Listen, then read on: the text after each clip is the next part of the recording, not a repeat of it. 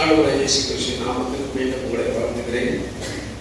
இந்த நாளில் நம்முடைய கிறிஸ்தவ வாழ்க்கையிலே நாம் பின்பற்ற வேண்டிய வழிகள் எது என்பதை குறித்து நாம் தெரிந்து கொள்கிறோம்.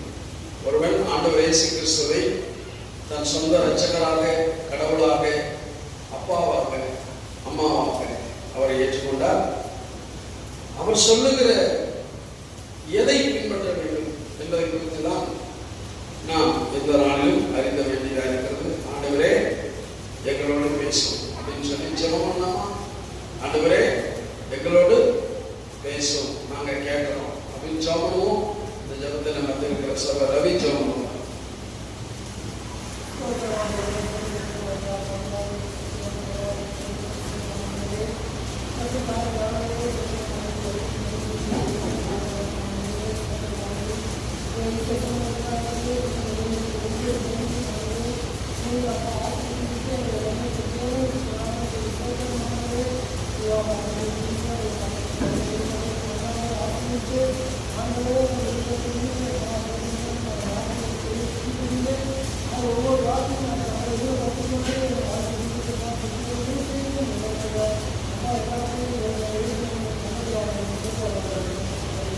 ஆமென். என் அன்பு கர்த்தருடைய ஜனமே, வாசிக்கலாம் யாக்கோபின் புத்தகம் 1ஆம் அதிகாரம் 22ஆம் வசனத்தை நாம் வாசிப்போம். யாக்கோபின் புத்தகம் 1ஆம் அதிகாரம் 22ஆம் வசனத்தை. அல்லாமலும்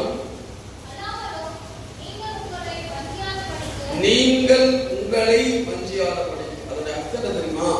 ஆங்கில வேதத்திலே டிசீவிங், வஞ்சியாதபடிக்கு டிசீவிங் அப்படின்னா என்ன அர்த்தம்னா, நீங்க ஏமாறாதபடிக்கு அல்லது ஏமாற்றம் அடையாதபடிக்கு அல்லது ஏமாற்றுவதாக இல்லாதபடிக்கு தான் அதனுடைய காரணம். உங்களை நீங்களே வஞ்சியாதபடிக்கு. முதல்ல திருவசனத்தை கேட்க வேண்டும். இரண்டாவது காரியம் அதன்படி நடக்கணும், பின்பற்ற வேண்டும். கீப்பிங் என்று சொல்லப்படுகிறது.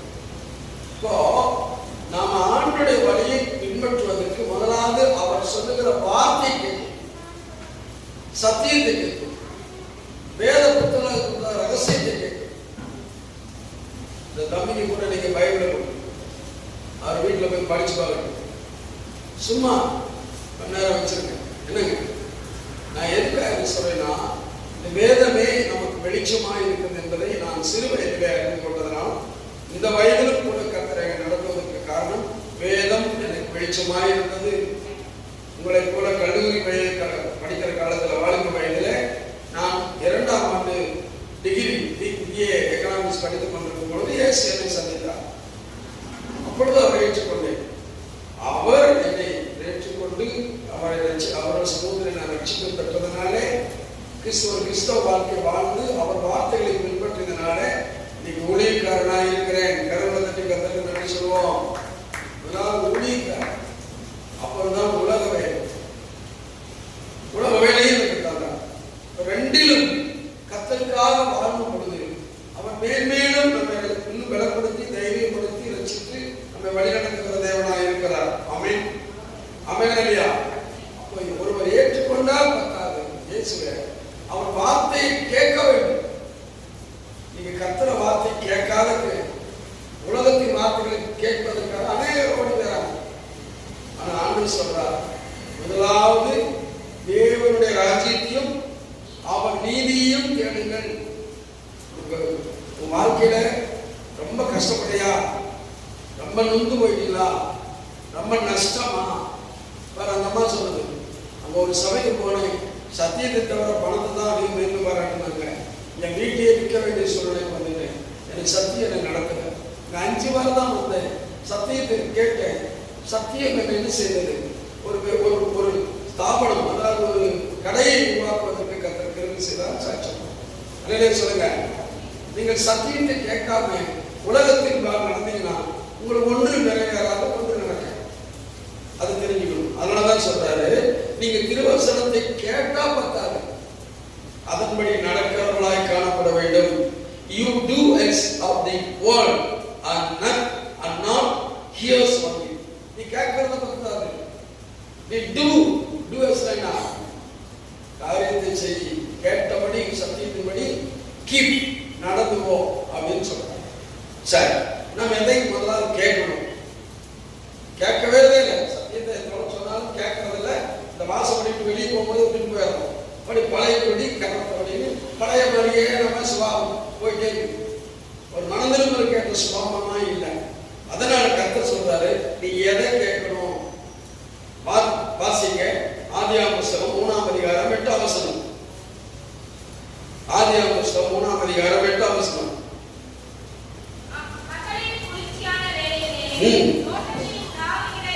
தேவனுடைய சத்தத்தை கேட்கும். என்னையா ஏசாமி அவரு தான் நம்மளோட பேசுவாரா? எதை கொண்டு பேசுவார்? கர்த்தருடைய வார்த்தையை ஊழியக்காரன் சொல்வதை கொண்டு பேசுவார். எதை கொண்டு பேசுவார்? அவர் பாடல் மூலமாய் பேசுவார். எதை கொண்டு பேசுவார்? அவருடைய சாட்சியின் மூலமாய் பேசுவார். இதான் நம்மளோட பேசுவார். இதை கேட்க முடியாம நம்ம வீட்டில் இருந்துக்கிட்டோம்னா உன்னை எப்படி ஆண்டவர் ரட்சித்திருப்பார்? உன்னை எப்படி பலப்படுத்துவார்? உனக்கு எப்படி சந்தோஷம் கிடைக்கும்? சந்தோஷம் எங்க இருக்குது? அவருடைய வார்த்தை இருக்குது, கீழே பின்னால வருது. அப்ப முதலாவது தேவனுடைய சத்தத்தை கேட்பதற்கு வரணும் ஆலயத்தில். ஆமென், அல்லேலூயா. அது இரண்டாவது வாசிங்க. யோவான் எழுதின விசேஷம் 3ஆம் அதிகாரம் 29ஆம் வசனம்.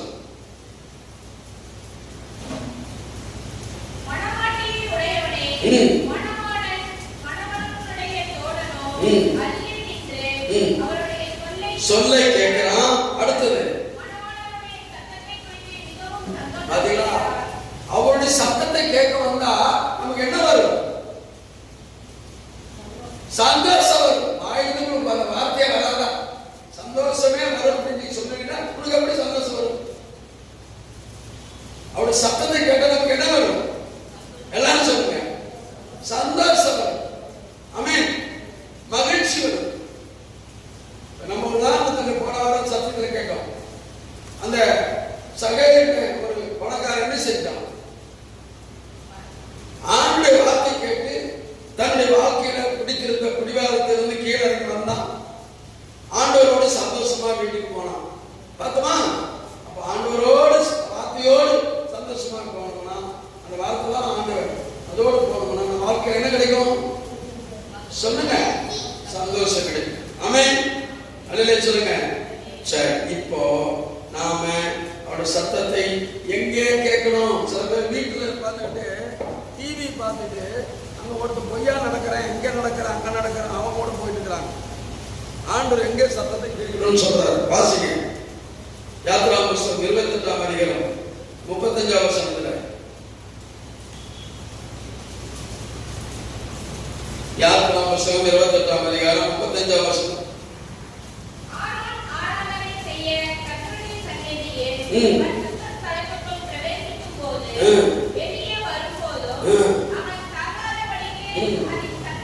அவருடைய சத்தத்தை தனித்துக் கொண்டார் அப்படின்னா கேட்டான் என்று அர்த்தம். கரங்களை தட்டுங்க. அப்படின்னு என்ன அர்த்தம்? ஆண்டுடைய ஆலயத்துக்கு போகும்போது திரும்பி வரும்பொழுது கர்த்தருடைய சத்தத்தை கேட்டு அவன் சந்தோஷமாய் போனான். அவன் வாழ்க்கையிலே சாகாதபடி கர்த்தர் அந்த வார்த்தை காப்பாற்றியலாம். கரங்களை தட்டி கர்த்தருக்கு நன்றி சொல்லுங்க. அல்லேலூயா சொல்லுவோம். அல்லேலூயா சொல்லுங்க. அதே போல யோவான் எழுதின சுவிசேஷம் 10ஆம் அதிகாரம் 4ஆம் வசனத்திலே வாசிக்கலாம். அவன் தன்னுடைய ஆடுகளை வெளியேற்றிட்ட பின்பு அவைகளுக்கு முன்பாக நடந்து போகிறார். எஸ், ஆடுகள் அவன் சத்தத்தை அறிந்திருக்கிறபடியினால் அவனுக்கு பின் செல்கிறது. அல்லேலூயா சொல்லுவோமா? இப்ப நம்ம முதல்ல பார்த்தோம், ஆண்டுடைய வார்த்தை கேட்கறது மட்டுமல்ல, அந்த வார்த்தையின்படி நடக்கிறது தான் கிறிஸ்தவ வாழ்க்கை. எஸ், அப்ப ஆடுகள் நாம மந்தை, இயேசுவின் மந்தை, அவருடைய வார்த்தையை கேட்கணும். கேட்டா அந்த வார்த்தையை கேட்டுட்டு கீழ்ப்படிஞ்சு பின் செல்ல வேண்டும். ஆண்டோடைய வார்த்தைப்படி நடக்க வேண்டும். கரெக்ட் வந்துட்டுங்க. இதுதான் கிறிஸ்தவ வாழ்க்கை. ஆமென். ஒண்ணும் இல்லைங்க. ஒரு உதாரணம் சொல்றேன். ஒரு கண் தெரியாத குருடன், அவன் பேர் பர்த்திமை. என்ன செய்கிறான்? ஒரு மரத்தடியில தான் கூட வாழ்க்கையே மரத்தடியில் தான். மழை வந்தாலும் வெயில் வந்தாலும் வாழ்க்கையே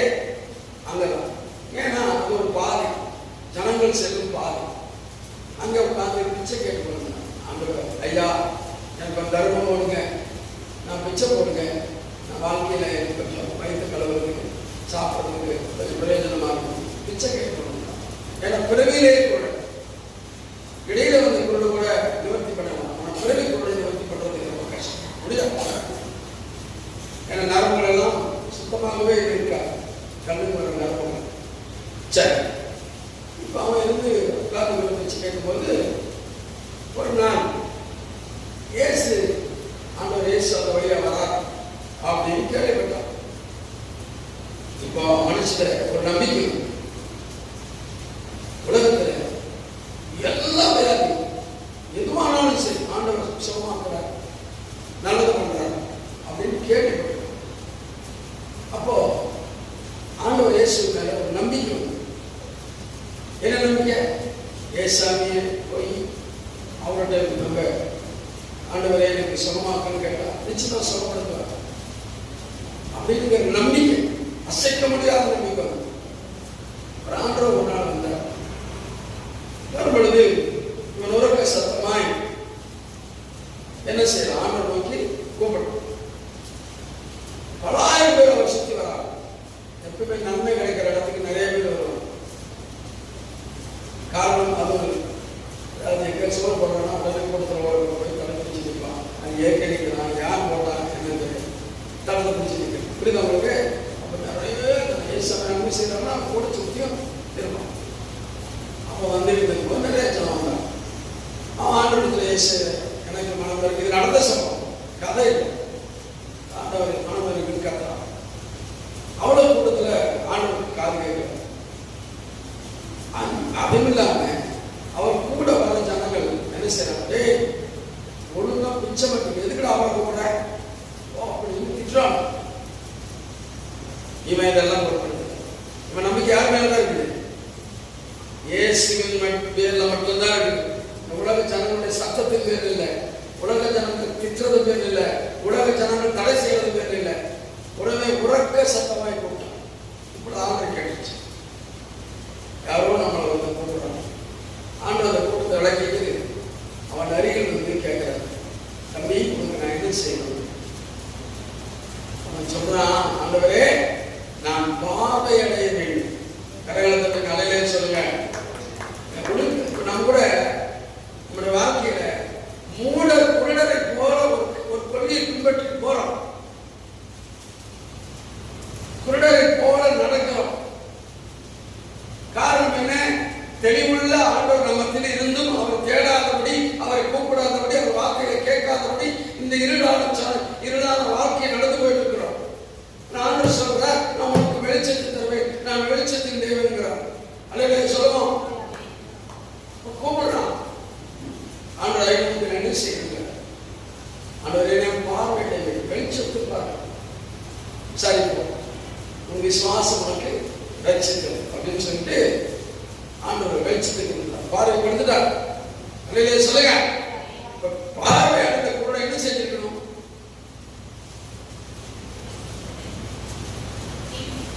தான் வீட்டுக்கு ஓடி போய் உலகத்தின் சந்தோஷத்தை அனுபவித்திருக்கணும். அல்லையே சொல்லுங்க. இங்க என்ன நடந்தது? லூக்கா சுவிசேஷம் 18ஆம் அதிகாரம் 43ஆம் வசனம். உடனே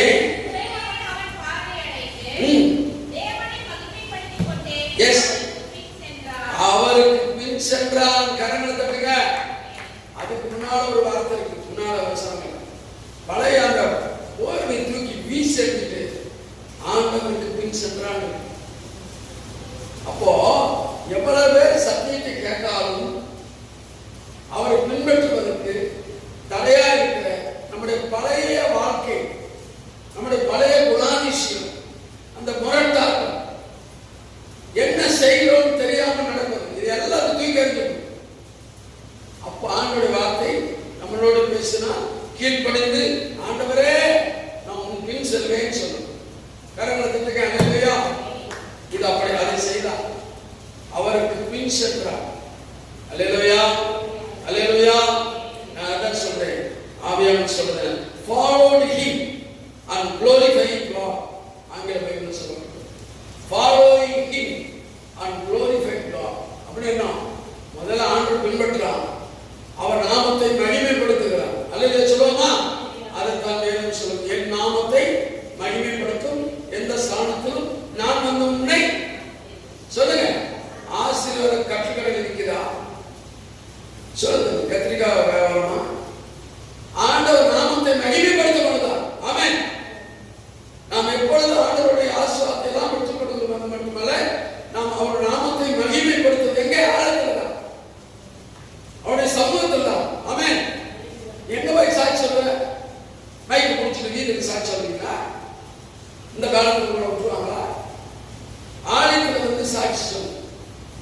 அந்த புஸ்தகம் என்ன செய்தாங்க? 9 பேர் உலகத்தை தேடி ஓடி போயிட்டான். ஒருவன் மட்டும் திரும்பி வந்து இயேசுவின் நாமத்தை மகிமைப்படுத்தினான். அல்லேலூயா சொல்லுங்க, அல்லேலூயா சொல்லுங்க. அதனால சங்கீதக்காரன் சொல்லுகிறது என்ன தெரியுமா? சங்கீதம் 84:10 அவனை விட மேன்மையான ஒரு ராஜா யாரும் இல்லை. அவன் சொல்றான், வாசிங்க, நீ லட்சக்கணக்கான நாள் வாழு, ஆனா ஆலயத்துல வந்து ஒரு நாள் உட்காரு. அதான் சொல்றான், ஒரு நாள். நான் பங்களால அரண்மனையில வசிக்கிறத பார்க்கணும், இப்படி ஆலயத்தின் வாசப்படி நின்று இப்படி வார்த்தை கேட்பேன். கரணம் தட்ட மாட்டீங்களா? ராஜாவுடைய வாஞ்சி பாருங்க, அவ்வளவு பெரிய மகிமை. ஒரு அரசருங்க, நான் அவனோட நம்ம மேன்மையானவங்களா? சொல்லுங்க. ஆண்டவருடைய நாமத்தை மகிமைப்படுத்தி ஆலயத்தில் வந்து மகிமைப்படுத்த உன் வாசற்படியில காத்திருக்கிற ஒரு ராஜாகிய தாவீது சொல்றார். நாமே நம்ம சொந்தம், நம்ம சகோதரன், நம்ம பந்தம், நம்ம சோறு இது பார்த்துட்டு ஆண்டவர் விட்டுறோம். எவ்வளவு பெரிய அநியாயமான காரியம் தெரியுமா? சொந்தம். அடுத்தது நம்முடைய செயல் கர்த்தருடைய வார்த்தை கேட்டு எப்படி இருக்கணுமா? 1 கொரிந்தியர் 10:31 படி வாசிங்க சீக்கிரம். 1 கொரிந்தியர் 10:31.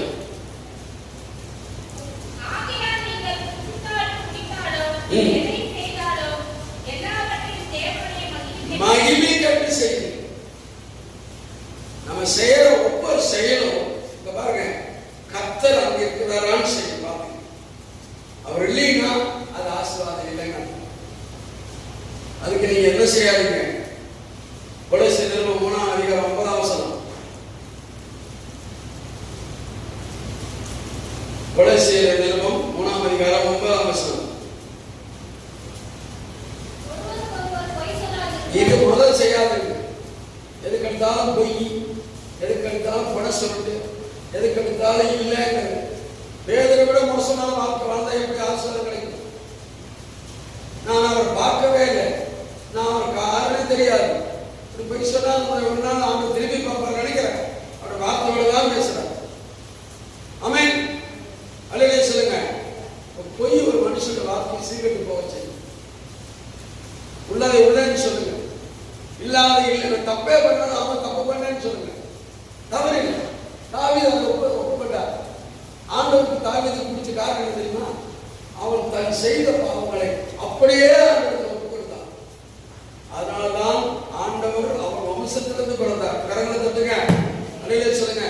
அவன் பெரிய பரிசுத்தவான் விட உண்மையாய் வாழ்ந்த மனுஷன். ஆமென். அதுதான் சாலமோனும் சாட்சியாக சொல்றான். என் தந்தையாகிய தாவீது உம்முடைய சமூகத்தில் எப்பொழுதும் உண்மையுள்ளவன். போன வாரம் சத்தியத்தை கேட்டமா? ஆமென். இந்த உண்மை அவருக்கு பிடிக்கும். ரைட். இப்போ பொய் சொல்லாதீர்கள். பழைய மனுஷன் அவன் செய்திகளை கடந்து போகும். அடுத்தது அப்படி செஞ்சாதான் ரோமர்கள் புஸ்தகம் 8:13 வாசிக்கலாம். 8:13. சாதிகள்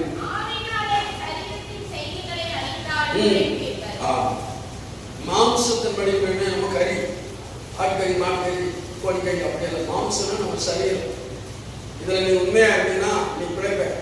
சொல்றது தான், நீ மாம்ச உங்களுடைய சரீரத்தில, உங்களுடைய ஆவியில, உங்களுடைய மனதில, உங்களுடைய ஆத்மாவில நீ உண்மையா அப்படின்னா பிழைப்ப. எதுக்கா பிழைப்ப? நித்திய ஜீவனுக்கு என்று பிழைப்பாய். ஆமென், அல்லேலூயா. அடுத்தது சரீரத்தின் செய்கையில் அழிந்தால் பிழைப்பீர்கள், அழித்தால் பிழைப்பீர்கள். சொல்றாரு, modify the deeds of body. அப்படின்னா என்ன அர்த்தம்னா, modify the deeds of body அப்படின்னு என்ன அர்த்தம்னா, எந்த சூழ்நிலையிலும் சரீரத்தில் உண்மையாக இருந்து செயல்படும். கரங்களை தட்டுங்க. எந்த சூழ்நிலையில் சரீரத்தில், மனதில், ஆத்மாவில உண்மையாக இருந்து செயல்படுவதுதான் கிறிஸ்துவின் செயல். ஆமென், அல்லேலூயா. அதில் உதாரணத்துக்கு சொல்றேன். பெரிய ஒரு ராஜ்யத்துல மந்திரிகளுக்கு மேலான பதவி யாரும்? தானியேல். கரங்களை தட்டுங்க. சொன்னதுக்கு கரங்களை தட்டுங்க. தானியேல் ரைட். அவன் ராஜாவின் போஜனத்தினால் தன்னை தீட்டுப்படுத்தி சோத்துக்காக இங்க வராத இருக்கிறான். சாப்பாடு நான் செய்யணும், நான் விருந்தினரை உபசரிக்கணும், அதனால ஆலயத்துக்கு வரலன்னு சொல்ற இருக்கிறான். நான் காலையில் லேட்டா தூங்கி எந்திரிச்சேன், நான் என்ன பண்ணுவேன், லேட்டா 9:45 வந்தேன் அப்படின்னு சொல்றது நியாயமா? இது அநியாயம் இல்லை. தாமதமாய் வந்தால் ஆசீர்வாதம் தாமதமாய் தான் வரும். அதை புரிஞ்சுக்க. நீ தாமதமா வந்தீங்கன்னா ஆசீர்வாதம் உங்களுக்கு தாமதமாக தான் கிடைக்கும். சரியான நேரத்துக்கு கொடுக்கப்பட்ட நேரத்தில் வந்து நீ உனக்கு என்ன பொறுப்புகள் ஒப்படைக்கப்பட்டதோ அதை செய்ய நீ தவறுகிற. புரியுதா? அப்போ நம்ம தவறுனா ஆண்டவர் கொடுக்க தவறுவார். ஞாபகம், கர்த்தருடைய வார்த்தை கேட்கறதுக்கு உங்களுக்கு அவ்வளவு தாமதமா இருந்தா ஆண்டவர் தாமதம். அதனால சரியான நேரத்துக்கு வரும். ஆமென். அல்லேலூயா. அடுத்தது பாருங்க, அவன் கொடுக்கப்பட்டது ராஜாவின் போஜனத்தினால் தன்னை தீட்டுப்படுத்த. இரண்டாவது, அவன் ராஜாவை தவிர வேறொருத்தரையும் வணங்கக்கூடாது அப்படிங்கிற ஒரு உத்தரவுக்கு அந்த ராஜா பத்திரத்தில் கையெழுத்து போடும்போது இவருக்கு தெரியும். எனக்கு தான் பிரதான மந்திரிகளுக்கு வேளாண் ராஜாவுக்கு அடுத்த கேடர் இருக்கிறாங்க, அதனால தெரியும். இப்போ ஆண்டுடைய வார்த்தை கேட்டுக்கிறான், அதன்படி செயல்படணுமா வேணாமா? என்ன செய்யலாம்? எப்பொழுதும் ஆண்டவரை கிழக்கு நோக்கி தொழுது கொள்வது போல, ஜெபம் பண்றது போல, தன் பலகைகளை திறந்து எப்போதும் போல ஜெபம் பண்ணணும். இது செயல். புரியுதா? கேட்கறது இல்லை, இது செயல். புரியுதுங்களா? நடந்தது என்ன?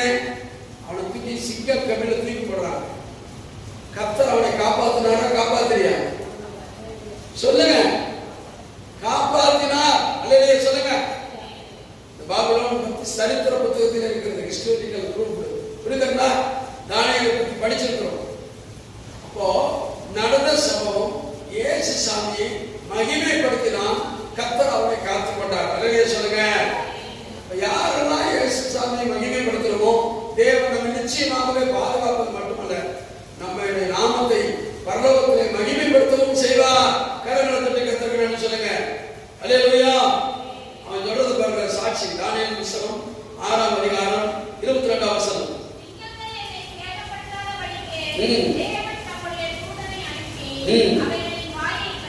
கட்டி போட்டார். பாருங்க, நான் இயேசு சாமிக்கு முன்னாடி எந்த தவறும் செய்யணும். சத்தியத்தை கேட்டேன், சத்தியத்தின்படி வாழணும். நான் வேற என்ன செய்யறேன்? ஒன்றும் செய்யறேன். அதனால இயேசு என்னை காப்பாற்றினார். சிங்கத்தின் வாயை கட்டி போட்டு என்னை காப்பாற்றினார். கரங்களை தட்டுங்க. இந்த காப்பாற்றுதல், ஆசீர்வாதத்தை பெற்றுக் கொள்ளுதல், எப்பொழுது மகிழ்ச்சியோடு இருப்பது, எப்பொழுது நான் ஆண்டுடைய வார்த்தை கேட்பது மட்டுமல்ல, அதன்படி நடப்பதுதான். கரங்களை தட்டி கர்த்தருக்கு நன்றி சொல்லுங்க. அல்லேலூயா. இதுதான் கிறிஸ்தவ வாழ்க்கை, இதுதான் கிறிஸ்துவை பின்பற்றுவது. இது இல்லாம நான் சர்ச்சைக்காக போனேன், எனக்கு திரும்பி வந்தேன், பழையபடி அப்படித்தான் இருக்கிறேன் அப்படின்னா கிறிஸ்தவ வாழ்க்கையால உலகத்துக்கு மேல. ஆமென். அல்லேலூயா. கடைசியாக ஆண்டவர் சொல்றது கேட்டுப்போம். எரேமியா புத்தகம் 17ஆம் அதிகாரம் 10ஆம் வசனத்தை வாசித்து முடிக்கலாம். எரேமியா புத்தகம் 17ஆம் அதிகாரம் 10ஆம் வசனம்.